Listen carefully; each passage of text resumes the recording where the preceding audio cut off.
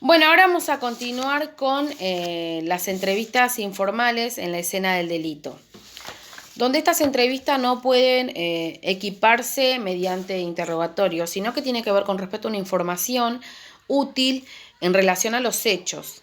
Y estas entrevistas van a estar dirigidas a personas víctimas de trata de personas, a familiares y a posibles testigos, donde hay que resguardar sus derechos, en especial su identidad, ¿sí? Hay que resguardar cómo se llaman y otro tipo de información que los puedan poner en riesgo, como dónde viven su familia. Entonces hay que tratar de resguardar todo eso.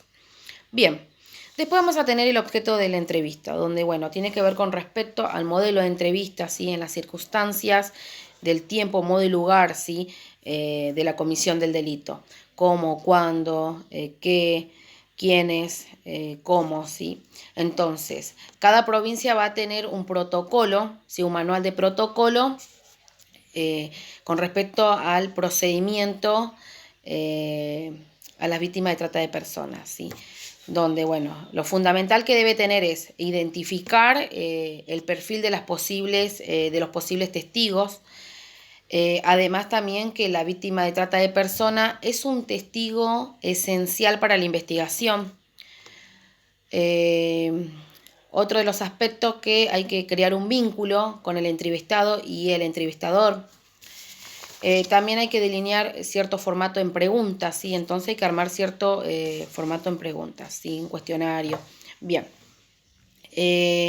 Buscar un lugar privado para poder entrevistar a la persona, ¿sí? Lejos de los inculpados, de los hechos. Entonces hay que tratar de buscar un lugar privado. Bien. Debemos explicar qué constituye la entrevista, para qué se hace, ¿sí? También de esa manera hay que tratar de brindarle seguridad, confianza a la persona para que pueda hablar, explicarle cuáles son sus derechos, los organismos que la pueden proteger, ¿sí? Y bueno, de esa manera se puede trabajar bien y va a tener eficacia. Bien. Continuar con preguntas que no estén relacionadas a los hechos para que se pueda armar un relato abierto y que la persona exprese y cuente, ¿sí? Evitar que se desvíen del tema, ¿sí? Que se salgan de lo que es la entrevista en sí, el objeto, ¿no? También que, bueno, hay que tratar de registrar toda la información posible. Si es necesario y se puede, hay que grabarla, ¿sí? La entrevista. Observar también el lenguaje gestual, muchas veces el cuerpo habla y eso es fundamental, ¿sí? Cierre de la entrevista. Al momento del cierre de la entrevista se debe agradecer a la persona, ¿sí? Hay que registrar toda la información, tomar los datos de la persona, ¿sí? Verificar las medidas de protección, ¿sí? Tomar firma al final del acta, en el caso de las personas que no puedan firmar, bueno, con las huellas dactilares.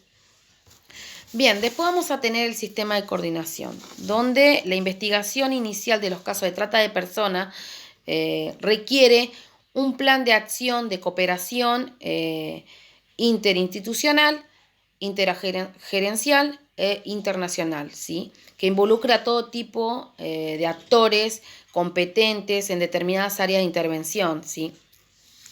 Bien, después tenemos la fase alerta temprana, donde tiene que ver con respecto a ese primer momento, ese primer contacto de la víctima en fragancia, ¿sí? O al momento de la primera entrevista con las víctimas en que la policía o el juez fiscal a cargo de esa circunstancia identifican a esas personas donde determinan su edad y hacen una evaluación preliminar de los riesgos para alertar a la oficina de rescate, ¿sí? O a quienes correspondan. Según ese riesgo que se detecte en las personas damnificadas, para que se pueda intervenir ante su atención y su protección. Entonces, este sistema de coordinación se va a dar en dos fases, la coordinación urgente y la coordinación planificada, que tiene que ver con respecto a aquellos organismos que van a participar en cuanto a esa coordinación, donde tenemos las relaciones de coordinación urgente con la Oficina de Rescate de Personas Damnificadas, adscrita por el Ministerio de Justicia. Después tenemos el SENAP, que asiste tanto a las personas mayores de edad como a los menores.